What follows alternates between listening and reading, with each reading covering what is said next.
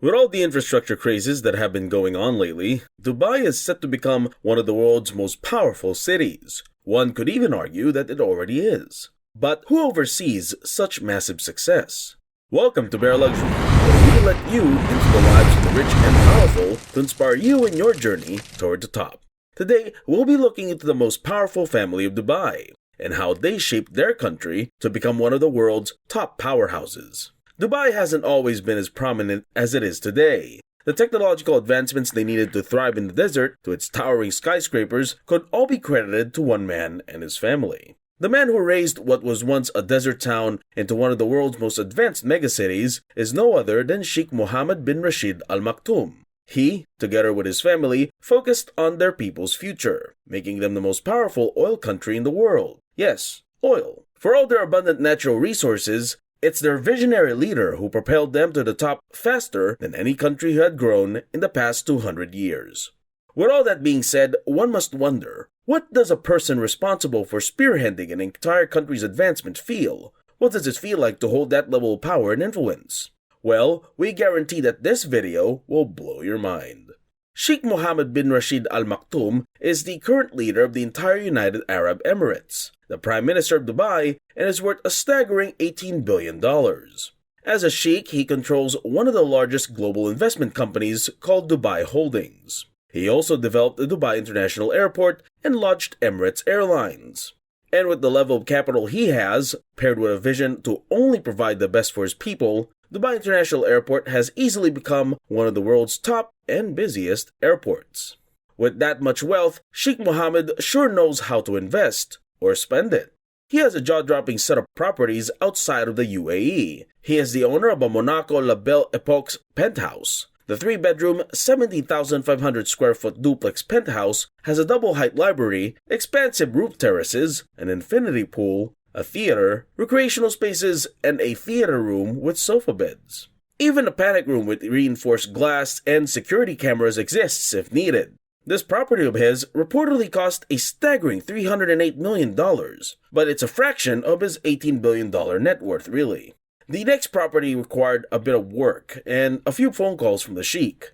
He owns a 63,000-acre Inverness estate in Scotland, which has a mansion with 14 bedrooms and a guest house with 16 bedrooms. This estate was purchased for $2.5 million, more than 3 decades ago, which is almost $5.5 million in today's currency. He also paid $60 million to buy Dalham Hall in the UK. This was a wise purchase because it enables him to partake in one of his life's greatest leisures, horse racing. And he really loves horses. So much so that when he was studying in Cambridge and not holding the status he has today, he periodically skipped his meals to save for his train rides going to horse races. He is just as famous in the world of horse racing as he is worldwide as a leader. He even launched the 1996 Dubai World Cup for horse racing, making him into one of the major figures in international thoroughbred horse racing today. It also comes as no surprise that he controls Darley Stud, the largest horse training and breeding facility in the world. Darley Stud, which cost him $500 million,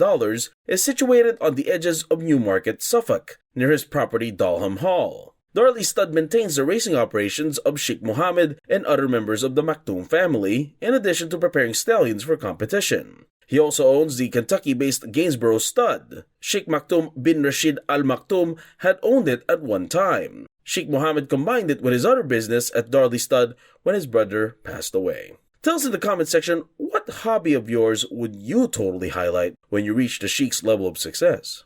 Back home, his $400 million home, complete with an amazing collection of peacocks and lush gardens, is aptly named the Sheikh Mohammed Palace. It is declared to be his official residence in Dubai, and it's really close to another one of Dubai's architectural feats, the Dubai Frame. A symbolic structure meant to represent and connect Dubai's humble past to its magnificent present. Otto Bühlert, who also designed the clock tower in Dubai, was tasked to make the city's would-be inspiration into fruition. And what's really surprising, considering the strict security of the UAE, is that you are actually free to visit the palace grounds. And just like the surprising access to the Sheikh Mohammed Palace, finding the Sheikh in his car or simply walking about Dubai is not all that unusual. He or one of his sons is frequently spotted operating their iconic and legendary Mercedes G63 AMG, the elite's go-to car, and surprisingly, Dubai's police force too. If you ask us, we would be driving the sports cars issued to them instead.